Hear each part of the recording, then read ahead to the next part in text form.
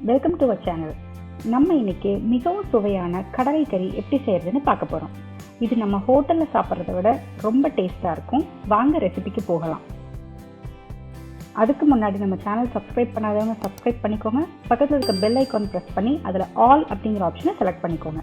குழம்புக்கு ஒரு மசாலா ரெடி பண்ணிக்கலாம். அதுக்கு ஒரு பேன் வச்சு 1 டேபிள் ஸ்பூன் ஆயில் ஊற்றிக்கோங்க. நான் இன்னைக்கு 15 சின்ன வெங்காயம் எடுத்திருக்கேன். அதையும் சேர்த்து 1 நிமிஷத்துக்கு வணக்கிக்கோங்க.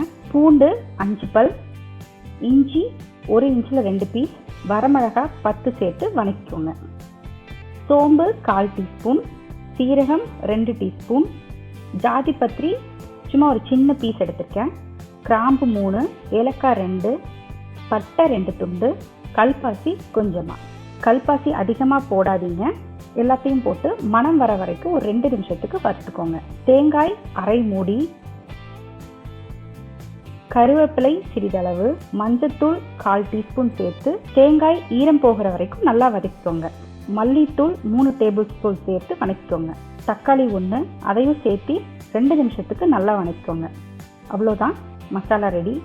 மசாலா நல்லா ஆற விட்டு நல்லா மைய அரைச்சி எடுத்துக்கோங்க. நம்ம இப்போ வதக்கியிருக்க மசாலா 7லேருந்து 8 பேர் சாப்பிட்லாம். ஃபர்ஸ்ட் ஒரு பேன் வச்சு 2 டேபிள் ஸ்பூன் தேங்காய் சேர்த்துக்கோங்க. இதுக்கு தேங்காய் தான் நல்ல மணமாக இருக்கும். கடுகு 1 டீஸ்பூன். கடுகு பொரிஞ்சதும் சின்ன வெங்காயம் ஒரு 10 எடுத்திருக்கேன், அதை சாப் பண்ணி வச்சுருக்கேன், அதையும் சேர்த்துக்கோங்க. கொஞ்சமாக வதக்கிட்டு பிரிஞ்சி இலை 1, பட்டை 1, அன்னாச்சி மொக்கு 1, மராட்டி மொக்கு 1 சேர்த்து வதக்கிக்கோங்க. தக்காளி 1 பொடியாக சாப் பண்ணி வச்சுருக்கேன், அதையும் சேர்த்துக்கோங்க. கருவேப்பிலை சிறிதளவு, பச்சை மிளகாய் 2 சேர்த்து நல்லா வதக்கிக்கோங்க.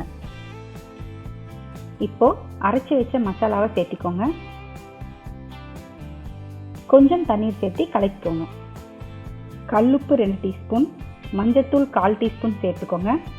ஒரு கொதி வந்ததும் நான் இங்கே 8 மணி நேரம் சுண்டல் நல்லா ஊற வச்சு நல்லா கழுவிட்டு ஒரு 10 விசில் விட்டு எடுத்து வச்சுருக்கேன்.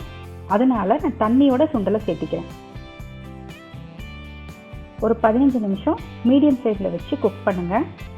அவ்வளோதான், ஹோட்டலில் வைக்கிறத விட மிகவும் சுவையான கடலை கறி ரெடி. இதை நீங்கள் இட்லி, ஆப்பம், புட்டு இல்லைன்னா பூரிக்கு கூட சர்வ் பண்ணலாம்.